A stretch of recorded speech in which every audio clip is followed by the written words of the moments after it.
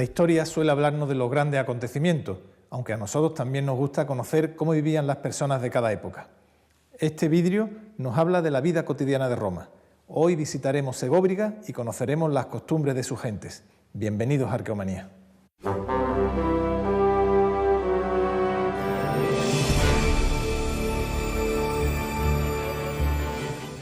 Si nos asomamos a cualquier calle o plaza de España una tarde con buen tiempo, observamos el bullicio de las terrazas o el ajetreo de los centros de negocios.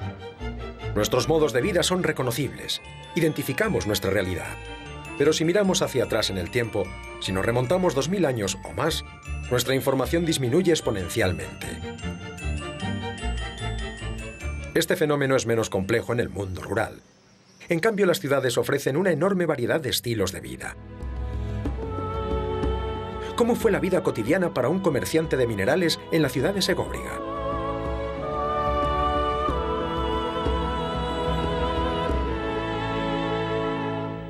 En el corazón de la Celtiberia, en tiempos de Augusto, cuando Roma controlaba ya gran parte del territorio peninsular, se comenzó la construcción de la ciudad de Segóbriga.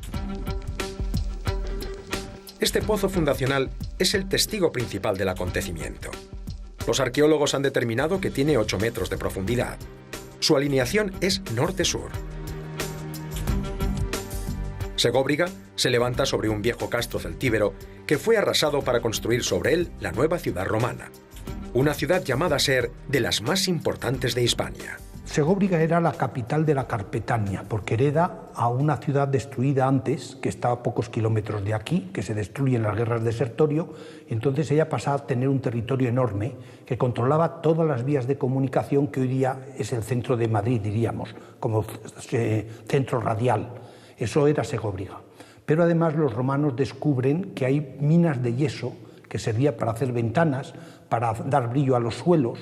Y entonces eso permite que se produzca aquí un gran movimiento, diríamos, de tipo capitalista, de gente con capital. Cerca del pozo fundacional, bajo las viejas termas, encontramos la casa de un comerciante de Esmirna. Tiene un altar dedicado a Zeus, el único que se ha encontrado en Hispania. Tras servir a Roma, se trasladó a Segóbriga para hacer negocios con el lapis specularis. Cristal para ventanas, como estos fragmentos del Museo Municipal de Cartagena, que fueron extraídos de las minas de Segóbriga. Plinio hizo referencia a estas minas como las más importantes del Mediterráneo. Estamos hablando de unos 50 kilómetros de galerías, de los que tendríamos del orden de 16-20 entradas o pozos principales. La única fuente fiable que tenemos sobre las minas es un texto de Plinio, de finales del siglo I después de Cristo, que dice que alrededor de Segóbriga hay una superficie de unos 100.000 pasos en donde todo el territorio es de explotación minera. Es una producción minera tan importante como para que las fuentes antiguas digan que es la principal mina de este material de todo el Mediterráneo. Antes de que los romanos fundan vidrio de forma parecida a la nuestra, el lapis specularis es una formación geológica en láminas que permite emplomarla exactamente igual que las vidrieras que nosotros conocemos y formar con ello figuras geométricas o composiciones que son los cristales de las ventanas normales. Pero además el lapis specularis fragmentado que salía de las explotaciones, machacado, según sabemos también por los textos clásicos, se mezclaba con la arena en algunos circos y en algunos edificios de espectáculos para que el suelo brillara y diera más realce a las representaciones. En el campo de Segóbriga, diseminadas por las colinas doradas de cereal, se encontraban las viviendas de los trabajadores de las minas. Se trataba fundamentalmente de esclavos. El conjunto de las inscripciones de Segóbriga muestra un porcentaje elevadísimo de esclavos y de antiguos esclavos, de esclavos ya manumitidos que reciben en época romana el nombre de libertos. Estos personajes en la ciudad, lógicamente, son tanto los que trabajan al servicio de las minas como los que se ocupan después en propiedades particulares o en el ámbito de la ciudad a la comercialización y a llevar toda la administración y toda la burocracia de esa comercialización.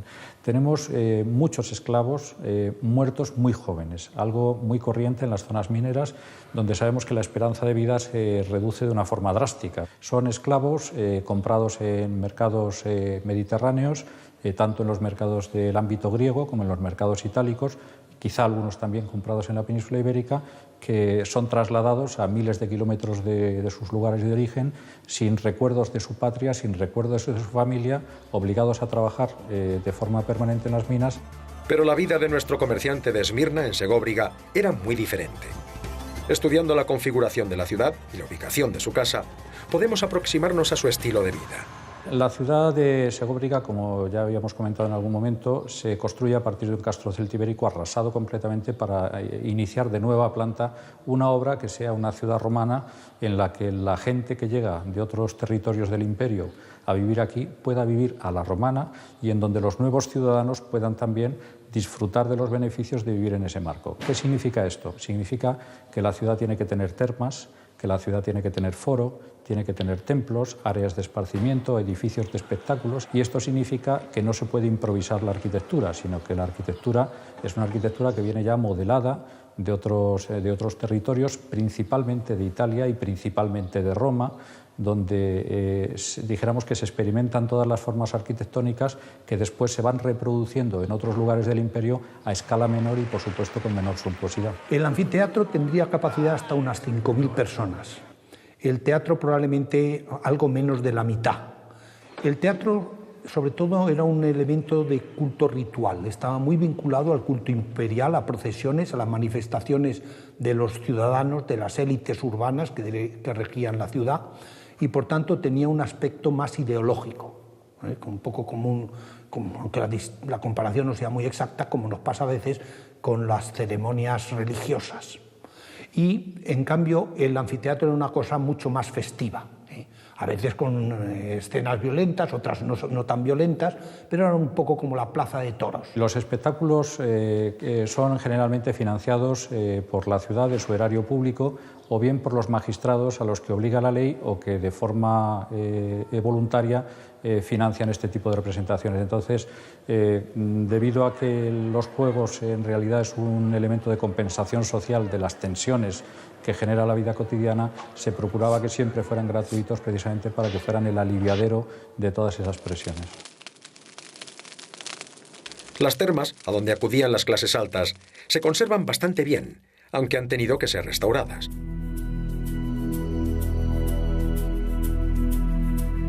Como curiosidad, la visita a Segóbriga nos ofrece una visión exacta de los vestuarios del teatro romano, con sus correspondientes letrinas. Un modo de vida sin duda elegante, refinado, pero queda un aspecto por ver. ¿Cómo eran los cultos religiosos en Segóbriga? Por una parte, conocemos que había una gran devoción a Diana Cazadora. Extramuros de la ciudad, en medio de un bosque, en un abrigo natural que se ha replicado en el Museo de Segóbriga, se le rendía culto por parte de los habitantes de la ciudad y de otros llegados de los alrededores. Pero además del culto a Diana, el panteón romano estaba coronado por una figura esencial. Augusto es el que realiza a través de su secretario la organización de la ciudad, le da las primeras leyes, pero además es interesante que la ciudad era una ciudad celtibérica. Y entonces seguramente Augusto aparece como el patrono de los celtíberos, como la divinidad que los celtíberos tenían como divinidad suprema, como su antecesor, lo que llamamos el héroe fundador. Y desde ese punto de vista, Segóbriga también interesante porque probablemente ha jugado un papel muy importante en la institucionalización de lo que llamamos el culto imperial, que era la forma ideológica de atraer a todos los ciudadanos del imperio a un poder personal que en el fondo era una revolución dentro de las estructuras tradicionales romanas. Augusto determinó la vida de millones de ciudadanos de su imperio: legionarios, censores, esclavos, magistrados y enemigos. A fin de cuentas, quizá no era tan extraño que lo consideraran un dios. Las circunstancias políticas y económicas, ahora y siempre, son las que más determinan la vida de las personas. Nada nuevo bajo el sol.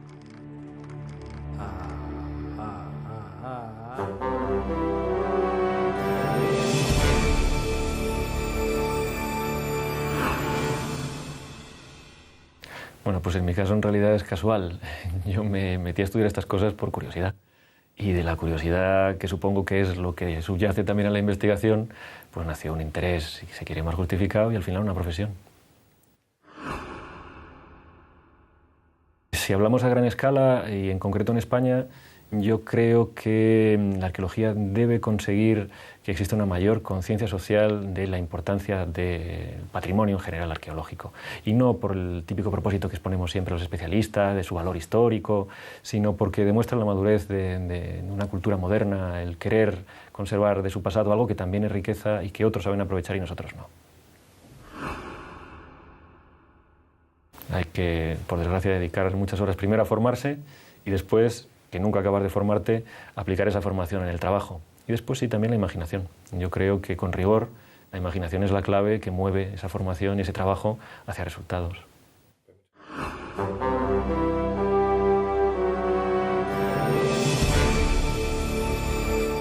Hace unos 15.000 años, un artista del Paleolítico ascendió a esa cavidad donde dibujó una cierva. En su camino observó con respeto unas manos representadas sobre la pared. Él no lo sabía, pero esa figura ya tenía otros 15.000 años de antigüedad. Nos encontramos en la Gruta de Ardales, una auténtica máquina del tiempo que nos va a permitir conocer la evolución del arte humano desde hace unos 30.000 años hasta hace unos 7.000 años aproximadamente. La caza abunda donde la montaña se encuentra con el valle fértil. Nuestros antepasados paleolíticos frecuentaron esos grandes cazaderos. En Ardales, provincia de Málaga, además, se unen los valles del Guadalhorce con los del Guadalquivir, la ruta entre la costa y el interior. Sería, pues, paso obligado para las migraciones de las grandes manadas. Y en el corazón de este privilegiado cruce de geografías y ecosistemas, la naturaleza creó la que conocemos como Cueva de Doña Trinidad, que nuestros antepasados convirtieron en un lugar sagrado y de iniciación. Desde siempre tuvimos la pulsión de expresar nuestros sentimientos, religiosidad, poder, magia o sabiduría a través del arte.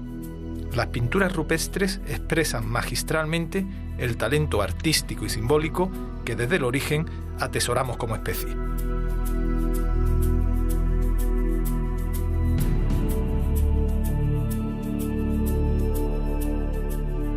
La Cueva de Ardales alberga más de 1.200 motivos entre grabados y pinturas, lo que la hace de las más hermosas e interesantes de todo el sur peninsular. Además de esta espectacular riqueza artística, la cueva destaca por su belleza natural, con sus grandes salones, sus estalactitas imposibles y su singular juego de brillos y reflejos que nos asombran y emocionan. Existe un lenguaje más o menos común para las pinturas rupestres, reconociéndose 4 temas principales, tal como nos explica Pedro Cantalejo, investigador de la cueva. El tema más minoritario es precisamente el de las manos. Después hay un tema también minoritario o raro, que es el de las figuras humanas, donde hay un porcentaje altísimo de mujeres y un porcentaje mínimo de representaciones humanas masculinas, pero un porcentaje que puede ser el 90% de mujeres representadas contra un 10% de hombres. Y después están los 2 grandes bloques que conforman el arte rupestre paleolítico: las figuras de animales, es decir, las representaciones de fauna, y las representaciones de signos, son meramente representaciones simbólicas. Las pinturas paleolíticas se extienden por toda Europa occidental y, curiosamente, cada época tuvo su propio estilo. Esto es un arte europeo, y aunque estemos en el sur de Europa en la época del Paleolítico, pero esto es un arte universal. Igual que hay estilos a lo largo de la historia, el estilo de arte prehistórico se repite a lo largo del Paleolítico en toda Europa. Sí, efectivamente. Hay una serie de cánones que se aplican en distintos momentos y que nos permiten en muchas ocasiones diferenciar de visu, sí, inmediatamente, si estamos ante una grafía del Paleolítico antiguo, arcaico, o en una grafía del Paleolítico final. Igual que existe el gótico o el barroco, que se extiende, hace 30.000 o 20.000 años ya existía un tipo de arte más o menos homogéneo por etapas. Sí, y no es exactamente una evolución, como ocurre con casi todos los artes, sino un procedimiento que se emplea donde la técnica tiene un valor, también tiene un valor la forma de ver las cosas, y sobre todo unos convencionalismos de representación que son las claves en el fondo de todo arte, y esto fue un arte, una alta cultura. Las figuras más emblemáticas de la cueva son las manos en negativo. La miramos y sabemos que quiere indicarnos algo. Una señal de posesión, un elemento mágico, una advertencia. En una mano izquierda está aerografiada, es decir, se sopló pintura, en este caso dióxido de manganeso. Se hicieron 3 pulverizaciones y como característica singular, las manos de Ardales tienen plegado el dedo índice y el meñique. O sea, cada gruta tenía un signo, ¿no? Las manos se pintaban de una forma distinta. Aparentemente sí, es decir, es lo que demuestra el estudio de las escasas manos que hay representadas en el Paleolítico de Europa. Son una treintena de cuevas con manos en toda Europa, ¿eh? Lo mismo que los animales están representados en la naturaleza por sus pisadas, es decir, por las huellas de sus extremidades. Yo creo que la mano fue precisamente el símbolo principal del humano. ¿Qué antigüedad tiene esta pintura? Más de 27.000 años. Pedro, los dedos parecen cortados. ¿Por qué no salen los dedos completos de la mano? Bueno, de hecho, hace casi 60, 70 años los investigadores creían que eran manos mutiladas. Llegaron a hacer auténticas hipótesis sobre el tema de las manos mutiladas y demás. Pero hoy en día sabemos que no, que son gestos hechos expresamente, además en cada cueva el suyo, como hemos dicho antes.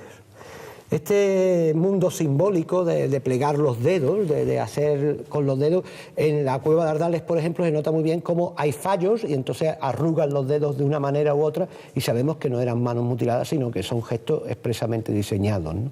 De tal manera que yo creo que esto condicionaba, seguramente porque el gesto los representaba. Con lo cual, un posible visitante a la cueva entendería la señal que le lanzaba la mano y lo identificaría a un grupo humano o a una época. Claro, yo estoy completamente seguro que o bien hacia la banda o bien hacia el territorio. Para el dibujo de estas manos fue necesaria una especial maestría en la técnica utilizada.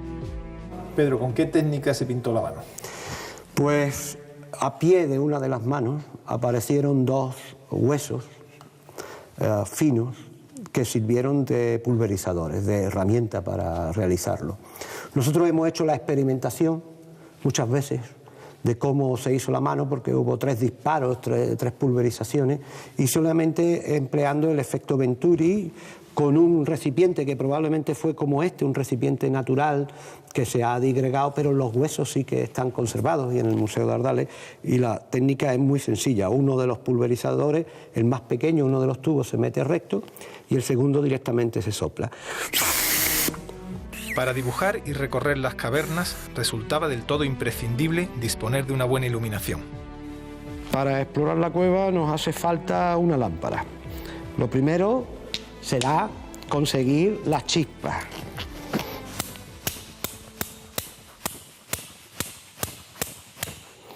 Después, lógicamente, un combustible. Ese combustible se ha creído que era grasa de animal, pero estamos comprobando que es mucho más útil para la espeleología, es decir, para la progresión dentro de las cuevas, emplear cera de abeja. Y entonces de una colmena, con pelo o con lana, se carga la lámpara.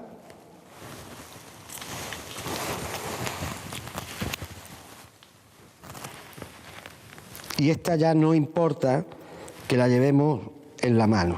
Lo importante, ya no se cae.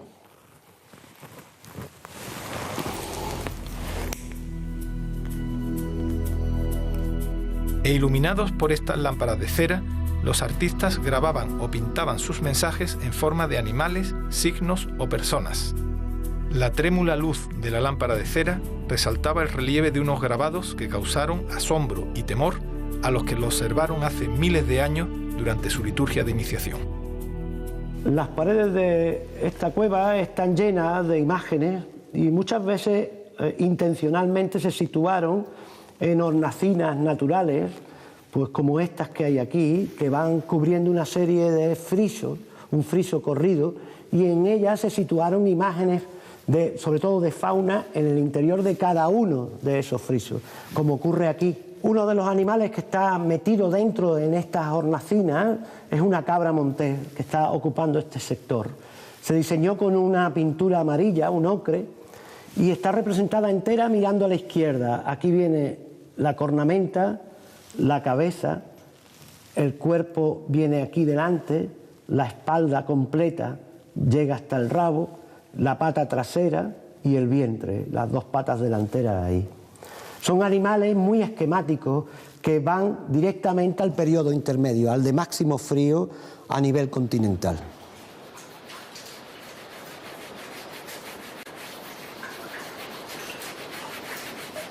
Otras figuras paleolíticas están escondidas porque son grabados y solo cuando aplicamos una luz rasante aparecen realmente saliendo de la pared, como ocurre con esta cierva que tenemos aquí, con un grabado muy fino, hecho a punta de un buric de sílex que baja.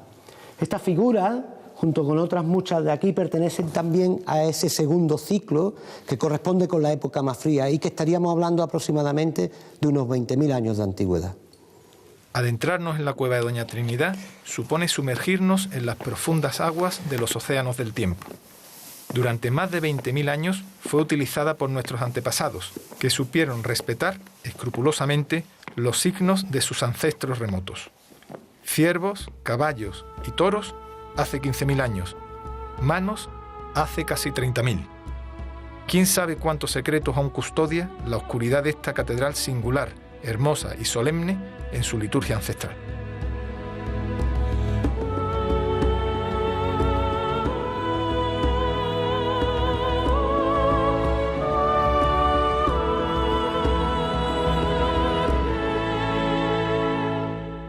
En gran parte de España aparecen, abandonadas en el campo, piedras grabadas con guerreros, armas y carros. Nos despedimos hoy descubriendo los secretos de estas misteriosas estelas. Y no olviden que en nuestro próximo programa continuaremos contándoles lo que ocurrió hace mucho, mucho tiempo.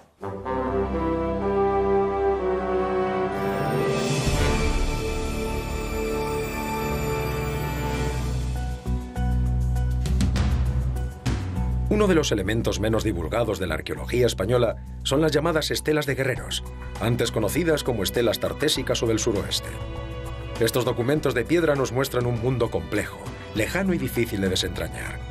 La primera incógnita es su cronología, su antigüedad.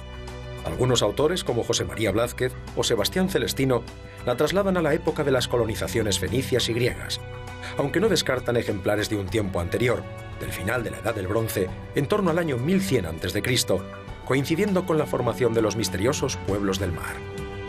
Su datación científica es casi imposible, ya que la mayoría han aparecido fuera de contexto arqueológico.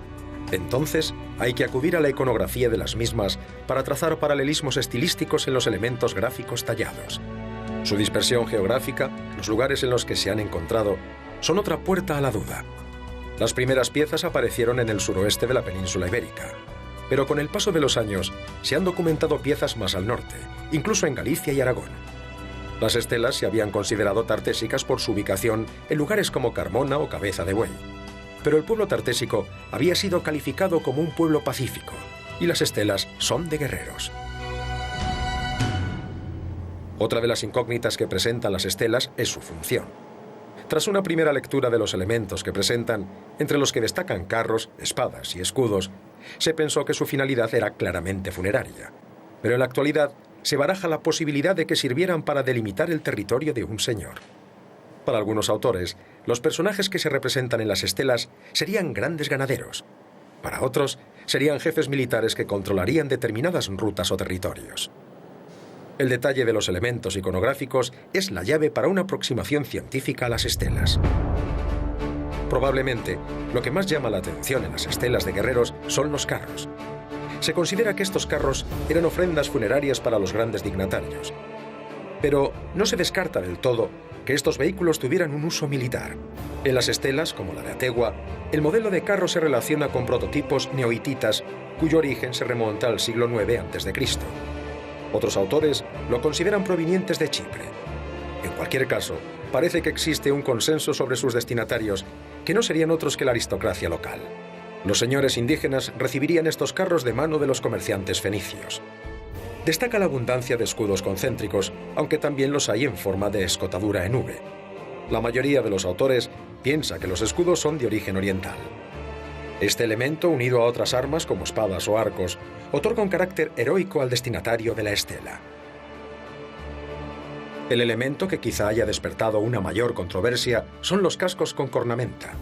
En un principio se pensó que provenían de Dinamarca, Pero la frecuencia de este motivo en representaciones muy antiguas de Siria, Micenas o Egipto aclara su génesis mediterránea.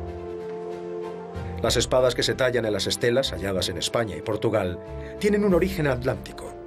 Esto podría indicar que los aristócratas locales recibían presentes de diferente procedencia. El comercio del metal podría estar detrás de estas ofrendas. Nadie, a ciencia cierta, ha sido capaz de explicar la presencia de peines y espejos en las representaciones de las estelas de guerreros. Quizá eran objetos para la otra vida. Quizá denoten una delicada preocupación por la estética de estos fieros combatientes. Para tener una buena visión de las estelas de guerrero, es imprescindible una visita al Museo Arqueológico de Badajoz, aunque pueden verse en otros lugares como Zaragoza o Córdoba.